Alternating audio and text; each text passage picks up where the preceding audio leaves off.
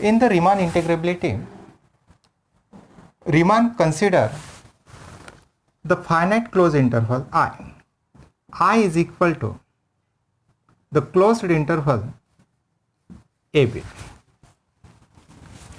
The Riemann consider the finite closed interval AB, and this closed interval AB divided into n subintervals.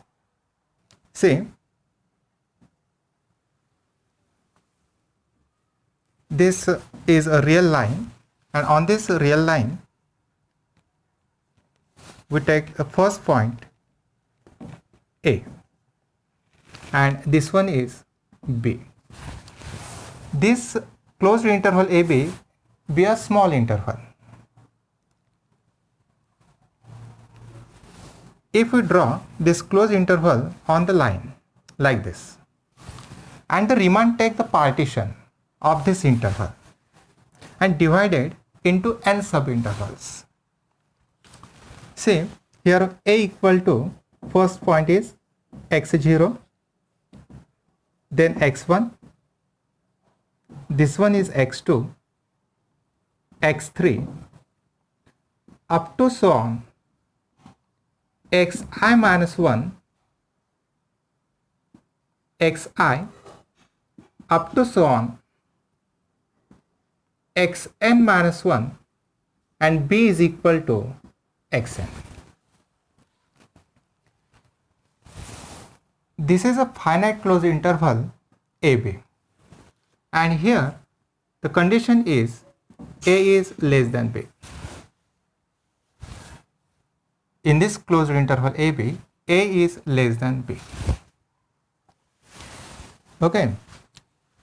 Here, if A is equal to x0, x0 is less than x1, x1 is less than x2, x2 is less than x3, up to so on less than xi minus 1, xi minus 1 is less than xi, is less than up to so on less than xn, and xn is equal to B.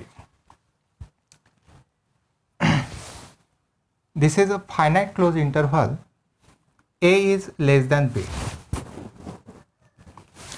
If A is equal to x0, x0 is less than x1, x1 is less than x2, up to so on less than xn, xn is equal to the B. Then the finite order set,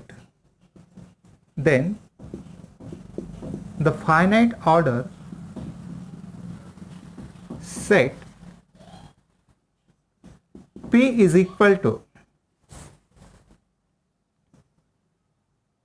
A is equal to x0, x1, x2, up to so on xi minus 1, xi, up to so on xn minus 1, xn is equal to the B, is called the partition of the I, is called a partition of I, that is I is equal to the closed interval AB. In this definition, the Riemann consider the finite closed interval AB. Here A is less than B.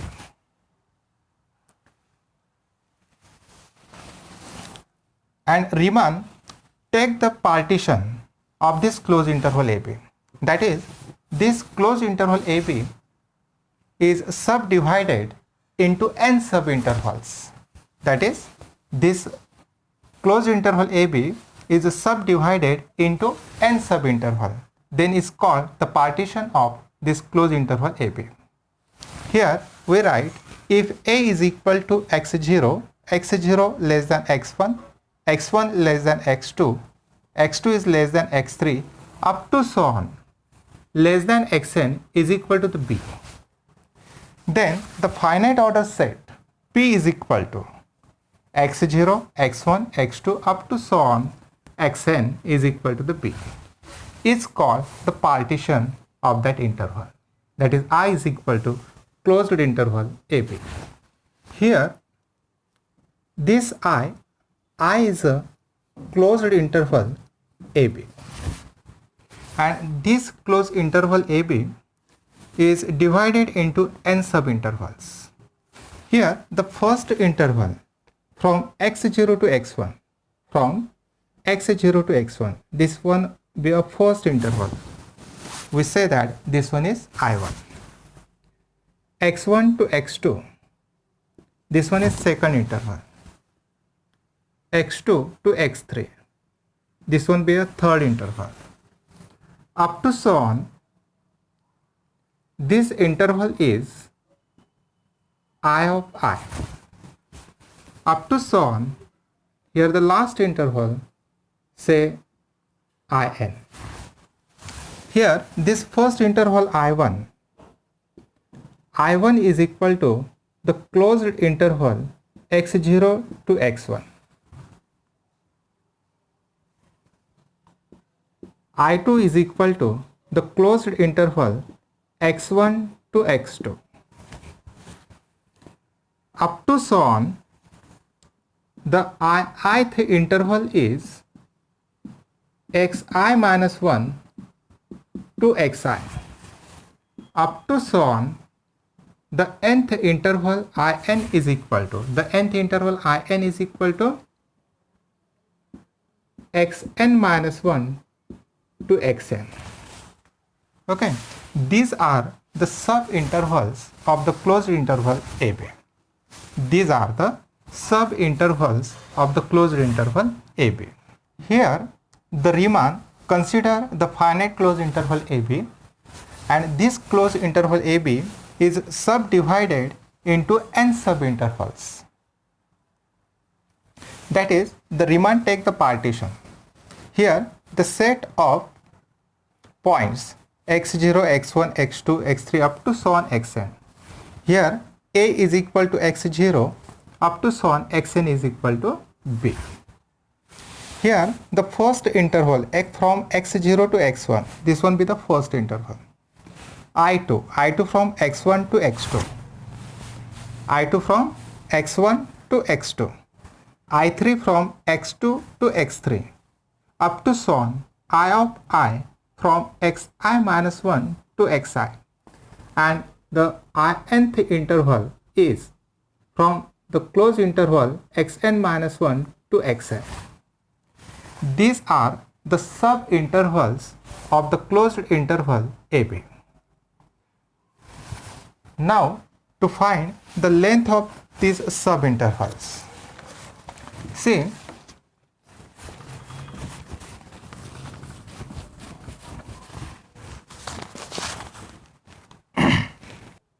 I is equal to the closed interval AB.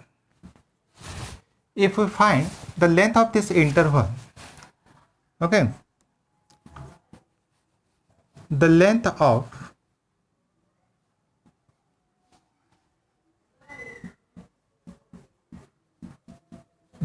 this interval, that is, the length is denoted by in mod I is equal to this B. B is called upper limit. This B is called the upper limit. B is the upper limit and A is the lower limit.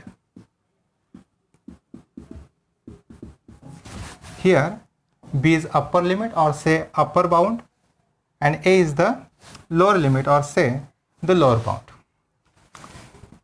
Here we have to find the length of this interval. That is, here the length of the interval, it is denoted by in mod I is equal to the upper limit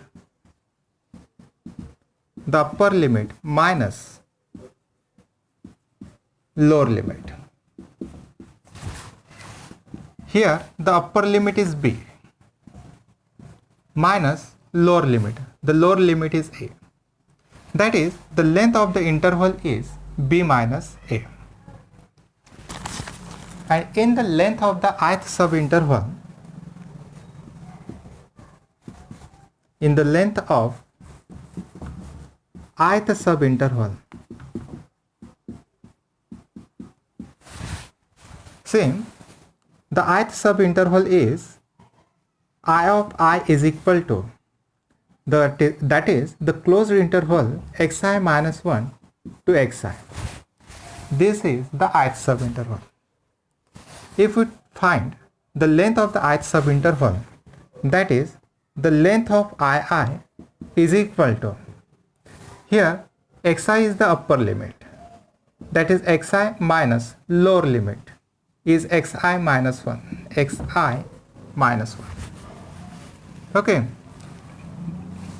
Here the length of the ith subinterval denoted by the symbol delta of xi. In the Riemann integration, the length of the ith subinterval denoted by the symbol delta of xi, and this delta of xi is equal to xi minus 1.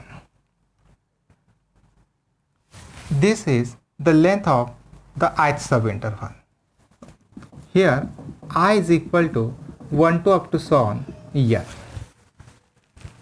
Here the symbol delta xi,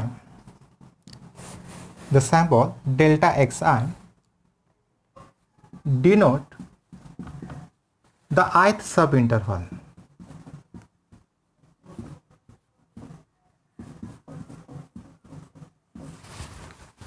Here the symbol delta xi denote the ith subinterval of the closed interval xi minus 1 to xi, as its length is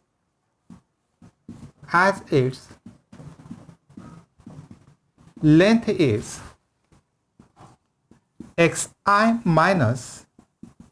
minus 1. Here for all I is equal to 1 to up to so on n. Here its length is xi minus 1, and we denote it by delta of xi. The delta of xi is equal to xi minus 1.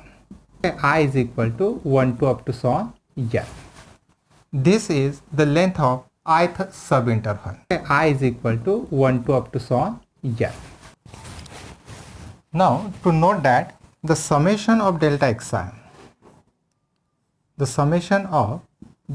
xi, here I from 1 to up to so on n, delta xi, that is the length of the ith subinterval. If we take I is equal to the 1, that is here delta of x1.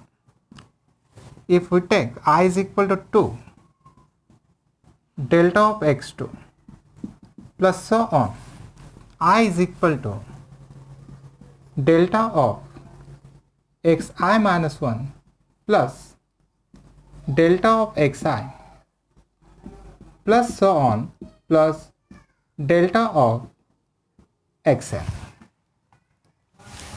Here the delta of x1, that is the length of the first interval, that is here delta of x1 is delta of x1, that is this first interval, is I1. Okay. x0 to x1, this one the first interval I1. x1 to x2, this is a second interval I2.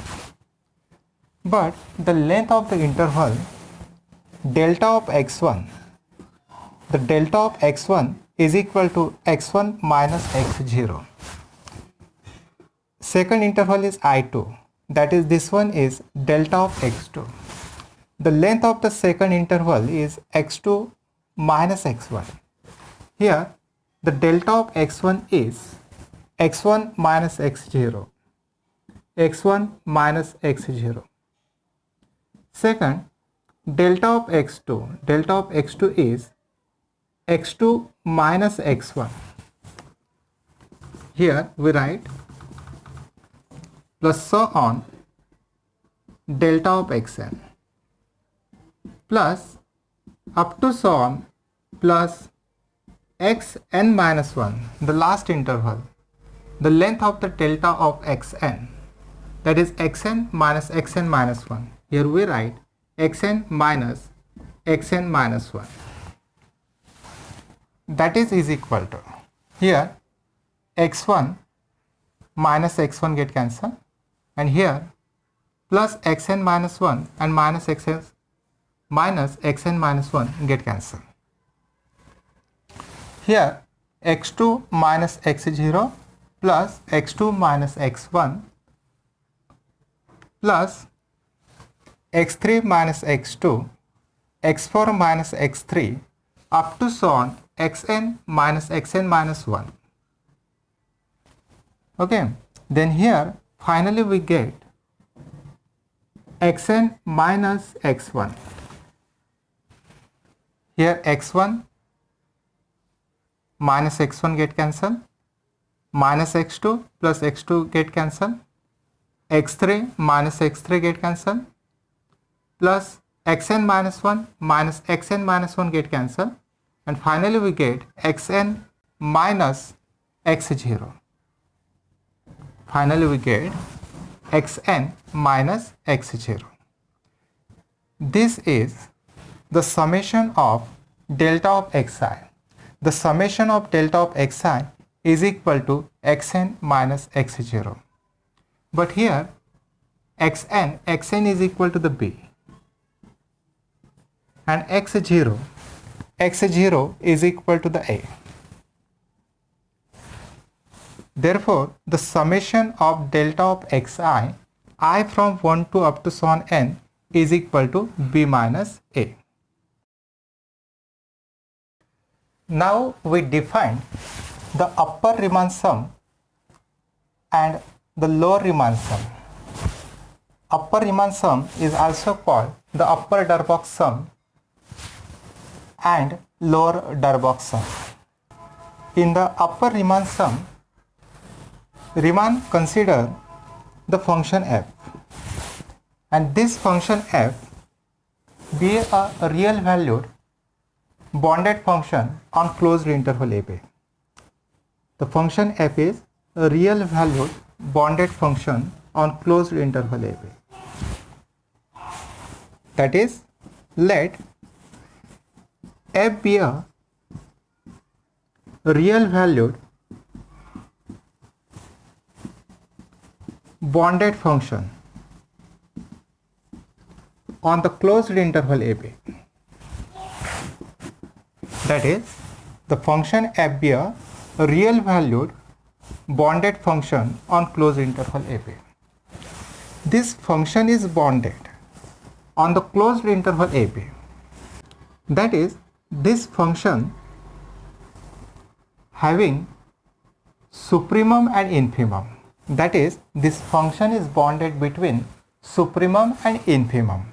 That is, this function having least upper bound and greatest lower bound. Okay, if we take, this is the closed interval AB.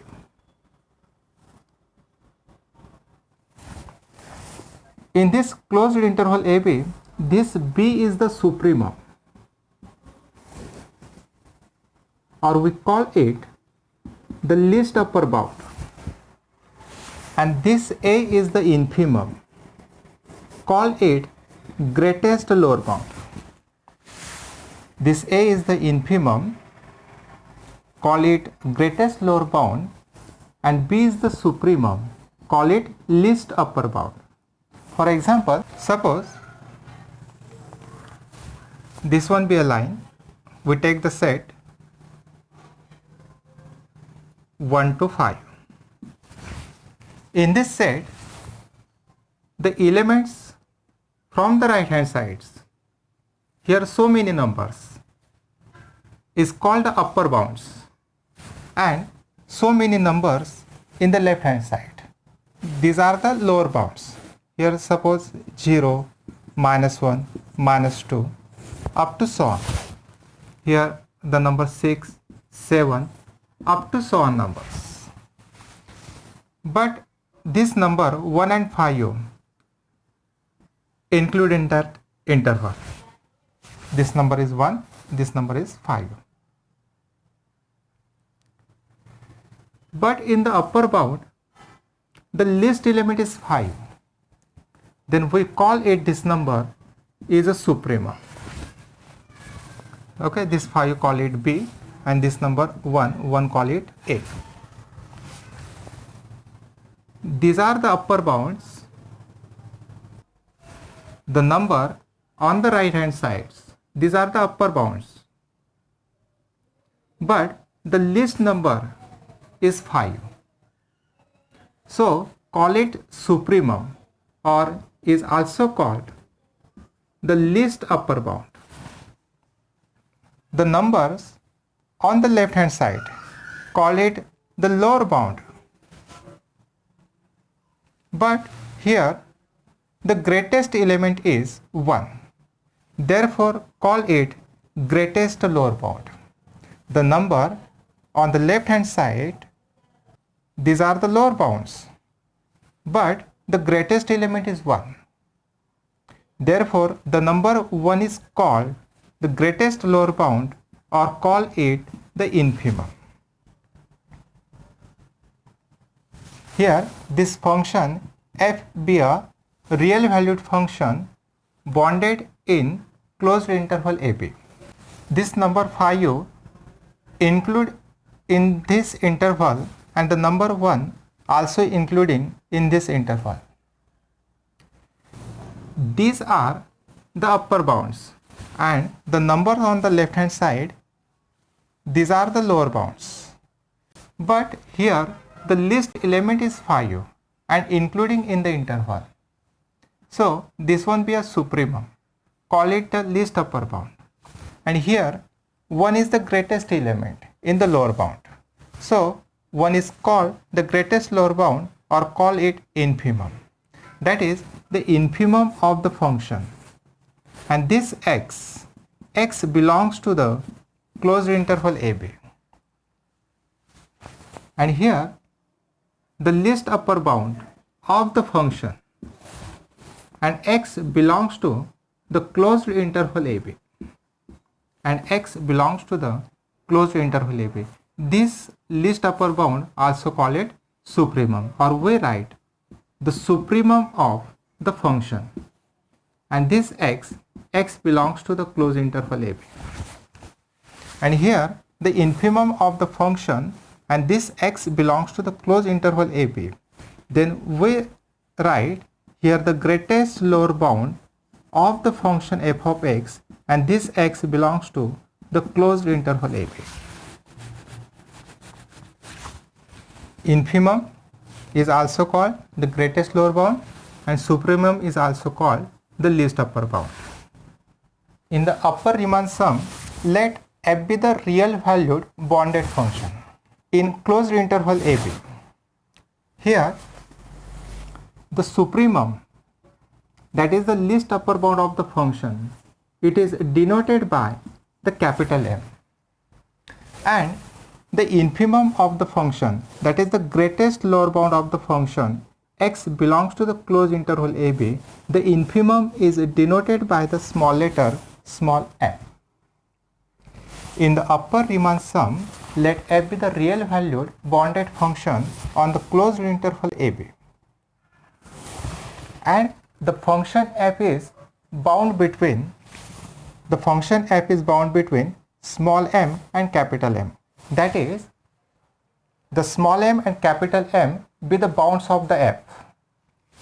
The small m and the capital M be the bounds of the function. In the upper Riemann sum, let f be the real valued bounded function defined on the closed interval AB. Here the small mi and capital Mi be infimum and supremum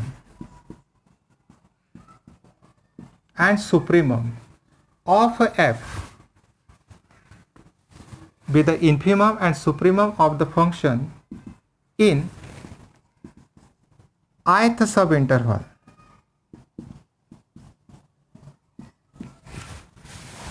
the function f be a real valued bounded function in closed interval ab, and small mi and capital Mi be the infimum and supremum, that is, be the bounds of the function in the ith subinterval.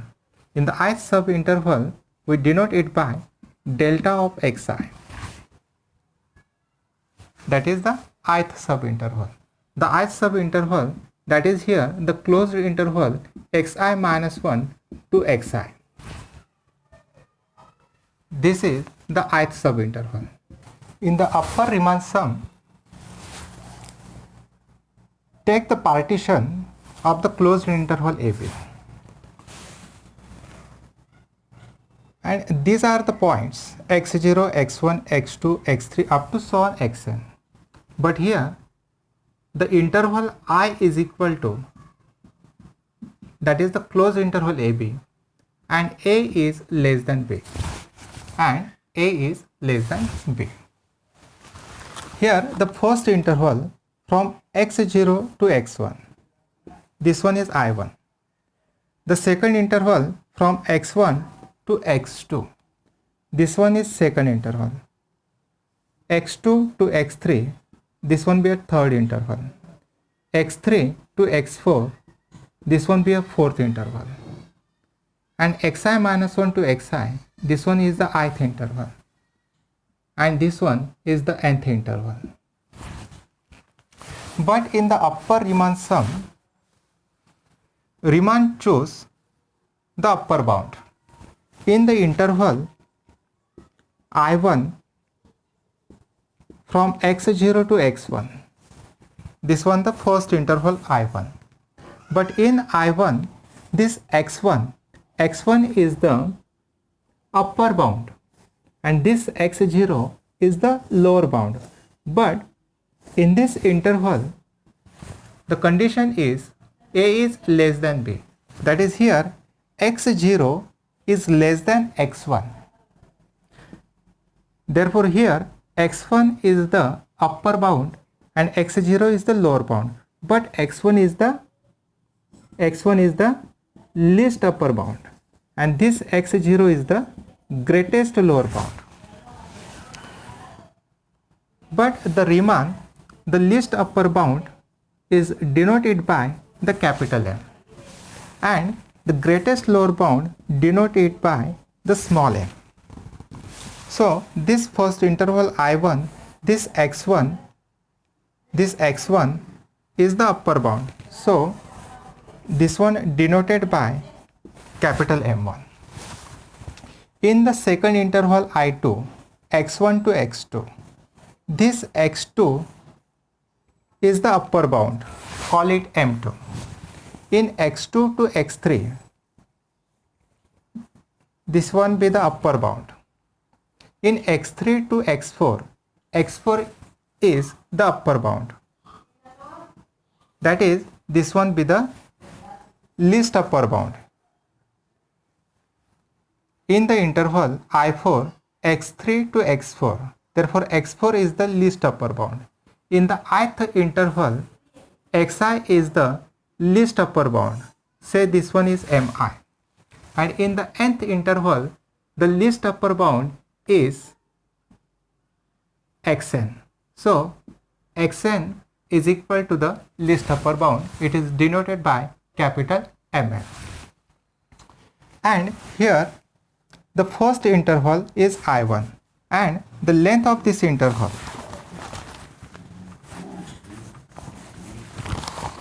the length of the first interval, that is the delta of x1, is x1 minus x0.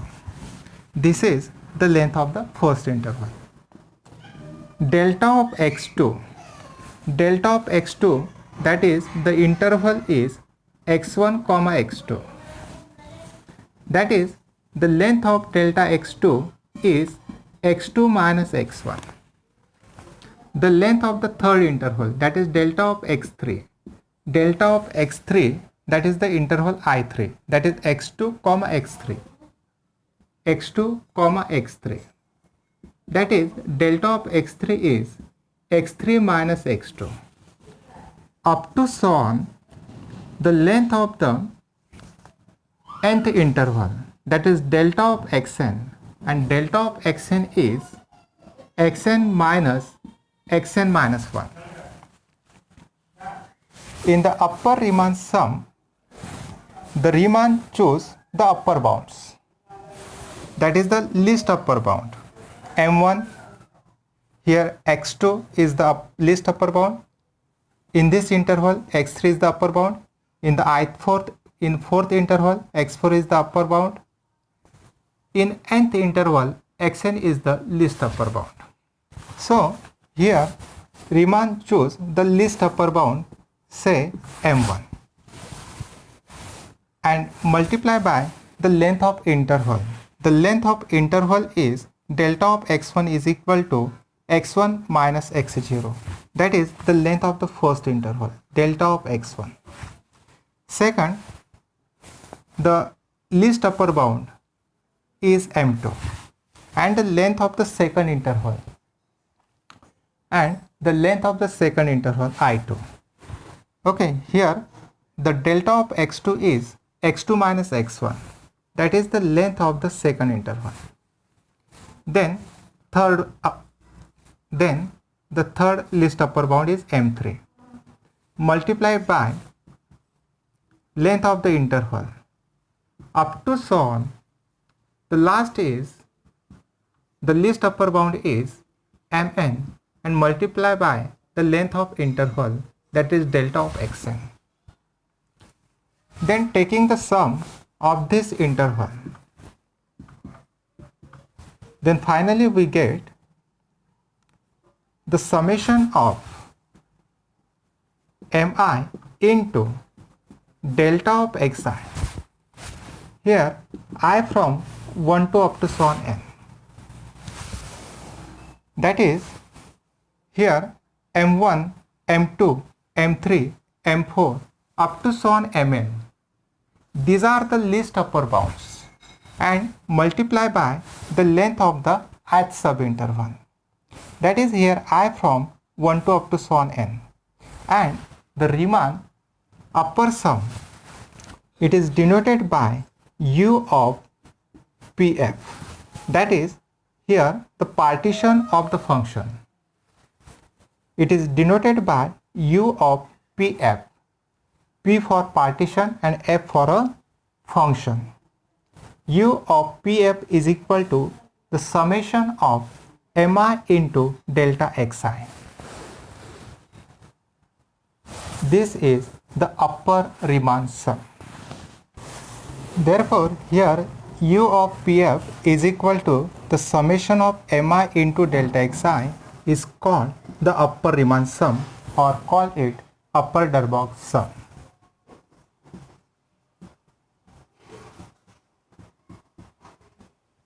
Call it upper Riemann sum, or call it upper Darboux sum. Now we define the lower Riemann sum. In the lower Riemann sum,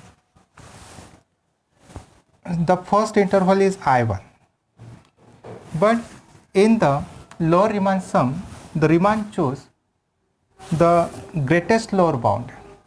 See, in the first interval I1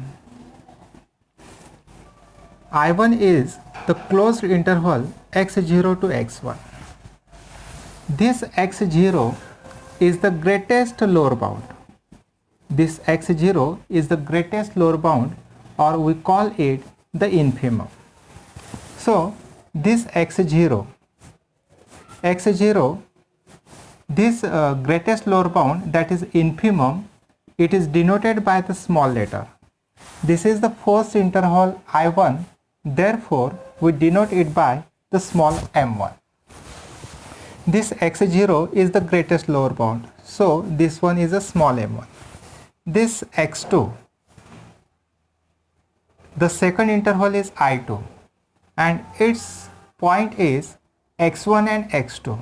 But here x1 is the greatest lower bound, say small m2. In the interval I3, having elements x2 and x3, therefore here this x2 x2 is the greatest lower bound, say m3. Okay, up to so on. Therefore, in the lower Riemann sum, it is denoted by L of PF. The lower Riemann sum or the lower Darboux sum, it is denoted by L of PF. P be a partition and F be a function, that is the partition of the function. Okay, here this small m1 multiply by the length of the interval. The length of the interval is delta of x1 plus second greatest lower bound is m2 multiply by the length of the interval, the length of the second interval, say delta of x2 plus so on, plus the last element is mn, that is the greatest lower bound, that is infimum is mn into delta of xn. So this one is equal to the summation of mi into delta of xi, I from 1 to so on n. In the lower Riemann sum,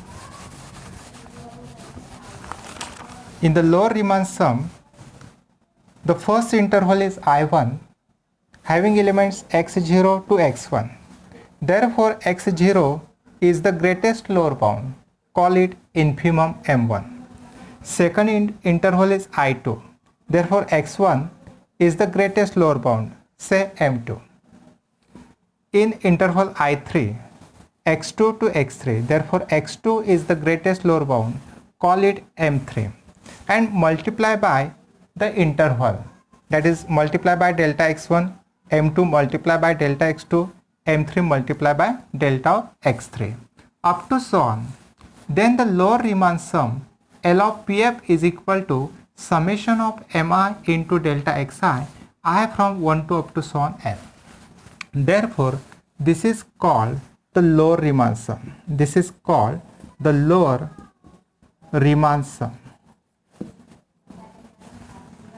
This is the lower Riemann sum is equal to summation of greatest lower bound multiplied by length of the ith subinterval. In the lower Riemann sum, summation of greatest lower bound, the greatest lower bound of the ith subinterval into multiply by the length of the subinterval, that is delta of xi, I from 1 to up to so on n. This is the definition of the lower Riemann sum. See, this is a function. Here a is equal to x0 and this function is bounded between the closed interval a to b. This point is b. B is equal to xn. We divide this closed interval into nth subinterval. In the upper Riemann sum, first consider the upper bound. See the first interval. The first interval from x0 to x1, this one is I1. x1 to x2, this one is I2. x2 to x3 is I3. And this interval is I of I.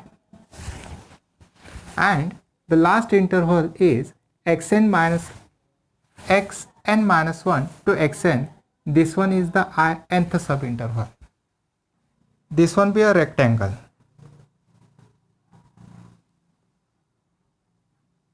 This one be a error. Here the interval from x0 to x1 be the length of the interval.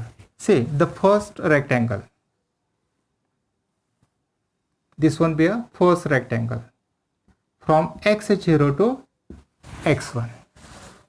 The length of this interval is denoted by delta of x1. That is, delta of x1 is x1 minus x0. and the height of the rectangle, that is this one be a function. The height of the rectangle is a function f of x, and here the first interval is I1 from x0 to x1. Therefore, this x1 is the least upper bound, say m1. In I2, second interval is I2 from x1 to x2. So here the upper bound is this one, say m2. In the ith subinterval, the upper bound is this one, say mi. And in the nth subinterval, the upper bound is this one, say mn. These are the upper bounds. And in the lower Riemann sum, consider the interval I1 from x0 to x1. So this one is the greatest lower bound, say small m1. In the second interval I2 from x1 to x2, then this one is m2. This one be the greatest lower bound.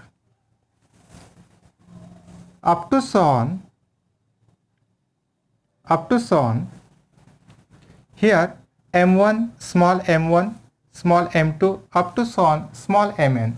These are the greatest lower bound.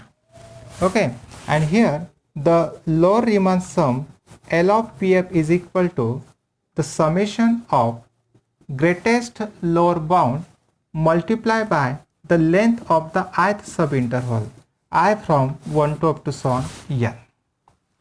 Okay, here capital M1, capital M2, capital Mi up to so on capital Mn, these are the least upper bound, and small m1, small m2 up to so on, these are the greatest lower bound, and here the least upper bound multiplied by the length of the ith subinterval.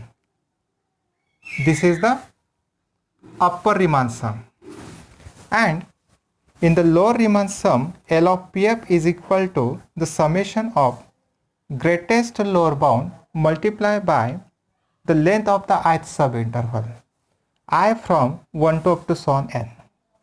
This is the lower Riemann sum. So this is the definition of upper Riemann sum and the lower Riemann sum.